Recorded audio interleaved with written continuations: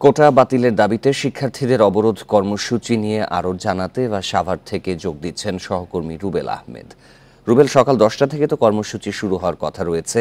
শিক্ষার্থীরা কোনো সড়ক বা কোনো জায়গা অবরোধ করে রেখেছেন কি, সেখানকার পরিস্থিতি জানাবেন। এখন জন্ম সনদ দিয়ে খোলো বিকাশ স্টুডেন্ট অ্যাকাউন্ট। নিজের বিকাশ নিজে কর। দেখুন, আমি এই মুহূর্তে দাঁড়িয়ে আছি জাহাঙ্গীরনগর বিশ্ববিদ্যালয়ের প্রধান ফটকে। এই জাহাঙ্গীরনগর বিশ্ববিদ্যালয়ের যে শিক্ষার্থীরা গত কয়েকদিন ধরে আন্দোলন করছে, তারা কিন্তু এই প্রতিদিনই কিন্তু এই ঢাকা রিচা মহাসড়কের যে পয়েন্টে সড়ক অবরোধ করে, আমি সেই পয়েন্টে এখন দাঁড়িয়ে আছি। আজকে সকাল 10টা থেকে শিক্ষার্থীরা ঢাকা রিচা মহাসড়ক অবরোধ করার একটি ঘোষণা দিয়েছিল কোটা সংস্কারের দাবিতে। তো এখন পর্যন্ত ঢাকা রিচা মহাসড়ক আমরা অবরোধ করতে দেখিনি, এখানে কোনো শিক্ষার্থীর উপস্থিতিও দেখতে পাইনি। তবে আমরা খোঁজ নিয়ে যতটুকু জানতে পেরেছি, তারা কিন্তু এই মহাসড়ক অবরোধের আগে বিশ্ববিদ্যালয়ের যে কেন্দ্রীয় লাইব্রেরি রয়েছে, সেই লাইব্রেরি থেকে কিন্তু একটি বিক্ষোভ মিছিল নিয়ে কিন্তু তারা এই বিশ্ববিদ্যালয়ের প্রধান ফটকের দিকে এসে এরপরে কিন্তু ঢাকা রিচা মহাসড়ক তারা অবরোধ করে। আমরা যতটুকু জানতে পেরেছি যে আন্দোলনরত যে শিক্ষার্থীরা রয়েছেন, তাদের যে পূর্ব ঘোষণা রয়েছে সকাল 10টা থেকে তারা সড়ক অবরোধ করবে, তারই প্রস্তুতি স্বরূপ তারা কিন্তু বিশ্ববিদ্যালয়ের যে কেন্দ্রীয় লাইব্রেরি রয়েছে, সেই লাইব্রেরির সামনে কিন্তু তারা এরই মধ্যে জড়ো হচ্ছেন। এবং আমরা যতটুকু জানতে পেরেছি, কিছু সময় পরে তারা সেই কেন্দ্রীয় লাইব্রেরি থেকে একটি বিক্ষোভ মিছিল বের করে কিন্তু তারা ঢাকা রিচা মহাসড়কে এসে অবস্থান নেবে এবং এই ঢাকা রিচা মহাসড়ক দিয়ে তারা যান চলাচল বন্ধ করে দিয়ে তারা কিন্তু তাদের দাবি আদায়ের লক্ষ্যে কিন্তু আন্দোলন চালিয়ে যাবে বলে আমরা জানতে পেরেছি। এবং আপনাকে আমি আরও একটি বিষয় জানিয়ে রাখি যে ঢাকা রিচা মহাসড়ক একটি ব্যস্ততম মহাসড়ক। এই মহাসড়কটিতে গতকালকে আমরা দেখতে পেয়েছি শিক্ষার্থীরা প্রায় 30 মিনিটের মতো সড়ক অবরোধ করে রেখেছিল। এর আগের দিন প্রায় 4 ঘন্টার মতো সড়ক অবরোধ করেছিল। সেক্ষেত্রে কিন্তু এই সড়ক ব্যবহারকারীদের তীব্র ভোগান্তিতে পড়তে হয়। এবং আমরা আজকে দেখতে পেয়েছি যে ঢাকা রিচা মহাসড়ক দিয়ে অন্যান্য স্বাভাবিক দিনের তুলনায় কিন্তু যান চলাচল কিছুটা কম রয়েছে। আপনি জানেন যে এরই মধ্যে শিক্ষার্থীরা ঘোষণা দিয়েছেন এবং বিভিন্ন গণমাধ্যমে কিন্তু যারা সাধারণ মানুষ রয়েছে তারা কিন্তু এরই মধ্যে খবর পেয়ে গিয়েছেন যে শিক্ষার্থীরা আজকে আন্দোলন করবে, যার কারণে আমরা দেখতে পেয়েছি যে এই সড়কগুলোতে যানবাহন চলাচল অনেকটা কম রয়েছে। এবং এই শিক্ষার্থীরা সকাল 10টা থেকে এই ঢাকা রিচা মহাসড়ক অবরোধ করার যে ঘোষণা দিয়েছিল, সেই ঘোষণা মোতাবেক তারা কিছু সময় পরে হয়তো বা ঢাকা রিচা মহাসড়ক অবরোধ করবে। আমরা এমনটি কিন্তু শিক্ষার্থীদের সাথে কথা বলে জানতে পেরেছি। সাভার থেকে জানাচ্ছিলেন সহকর্মী রুবেল আহমেদ। এ বিষয়ে আরও জানাতে এবার ঢাকার কারওয়ান বাজার থেকে যোগ দিচ্ছেন সহকর্মী আল আমিন হক অহন। অহন, সকাল 10টায় যে বাংলা ব্লকের নামে যে সড়ক অবরোধ কর্মসূচি করার কথা রয়েছিল, সেটি শুরু হয়েছে কিনা ঠিক টাইমে? এই মুহূর্তে সড়ক পরিস্থিতি কেমন দেখা যাচ্ছে?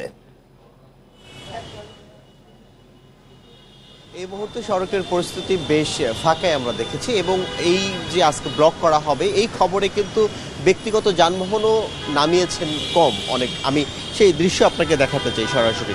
তবে এইখানে অর্থাৎ কারওয়ান বাজার মোড়ে যেসব শিক্ষার্থী অবরোধে অংশ নেবেন, চাকরির প্রত্যাশীরা, সেই সব শিক্ষার্থী আমরা শুনেছি এখন পর্যন্ত তারা আশেপাশে জড়ো হচ্ছেন এবং জড়ো হয়ে একটা নির্দিষ্ট সংখ্যক শিক্ষার্থী তারা এই অংশে আসবেন এমনটি জানা গেছে।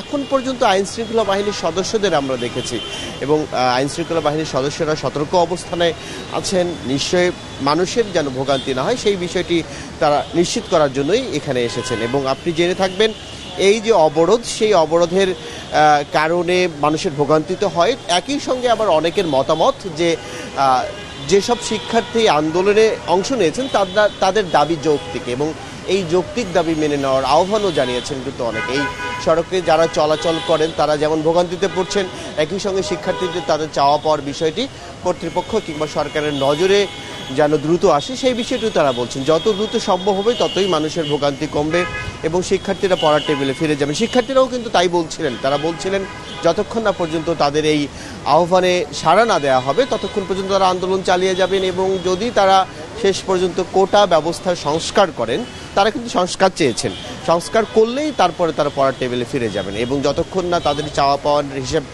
মেলবন্ধন না হচ্ছে ততক্ষণ তাদের আন্দোলন চালিয়ে যাওয়ার ঘোষণা তারা দিয়েছেন। ঢাকায় কিন্তু বেশ কয়েকটি স্পট আমরা শাহবাগ, কারওয়ান বাজার, ইন্টারকন্টিনেন্টাল মোড়, চানখারপুল মোড়, Gulistan science lab, Nilkhet, Rampura bridge, Dhaka Richa মহাসড়কের নিশ্চয়ই আমরা জানছিলাম, মহাখালী, বাংলা মোটর, আগারগাঁও, ঢাকার বাইরেও কিন্তু বেশ কয়েকটি স্থানে তারা এই যে ব্লকের ঘোষণা দিয়েছেন সেটি তারা বাস্তবায়ন করার জন্য নিশ্চয়ই তারা পথে নামবেন। তবে আমি শুরুতে যেমনটি বলছিলাম, এই খবরে কিন্তু ব্যক্তিগত যানবাহনের পরিমাণ কমে গেছে, সড়ক খুব বেশি একটা যে যানজটে পরিপূর্ণ তেমনটি দেখা যাচ্ছে না।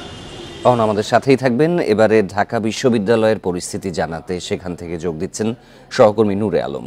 নূর আলম, কারওয়ান বাজারে আমরা যেমনটি দেখছিলাম যে যানবাহনের উপস্থিতি কম ছিল, আন্দোলন এখনো অত জোরালো হয়নি, তো ঢাকা বিশ্ববিদ্যালয় থেকে 10টা থেকে যে কর্মসূচি দেওয়ার কথা ছিল সেখানকার পরিস্থিতি কেমন? ঢাকা বিশ্ববিদ্যালয়ের কেন্দ্রীয় গ্রন্থাগারের সামনে শিক্ষার্থীরা এসে জড়ো হচ্ছে। এখান থেকে সব শিক্ষার্থীরা আসার পরে বিক্ষোভ মিছিল করে তারা শাহবাগ মোড় অবরুদ্ধ করবে এবং এই অবরুদ্ধতা একদম ফার্মগেট পর্যন্ত ছড়িয়ে যাবে।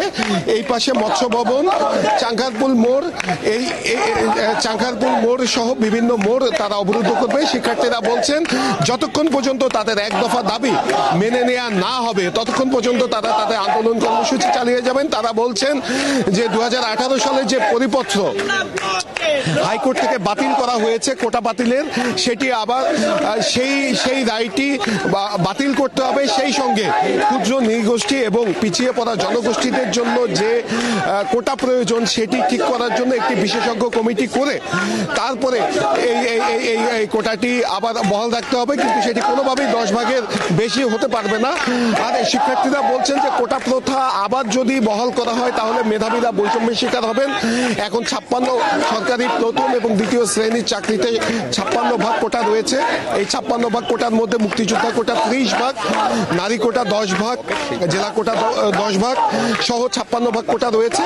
এবং তারা আরেকটি বিষয় বলছে যে 30 ভাগ যে মুক্তিযোদ্ধা কোটা সেখানে নাতি নাতনিদের জন্য এই কোটার ব্যবস্থা রাখা হয়েছে, এটিকে অযৌক্তিক বলছে এবং এটি মুক্তিযুদ্ধের চেতনার পরিপন্থী বলছেন। কারণ 56 ভাগ কোটা যদি সরকারি চাকরিতে থাকে তাহলে এই মুক্তিযুদ্ধের যে স্প্রিট, যে শ্রেণী বৈষম্যহীন সমাজ গড়ে তোলা সেটি ব্যত্যয় হবে। তো এখন পর্যন্ত শিক্ষার্থীরা এসে জড়ো হচ্ছে। 10:30টার দিকে তারা বিক্ষোভ মিছিল করে শাহবাগ মোড় অবরুদ্ধ করবে। এই ছিল আমার কাছে এখানকার সবশেষ। অবরোধের বিষয়ে জানাচ্ছিলেন কারওয়ান বাজার এবং শাহবাগ থেকে আমাদের সহকর্মীরা।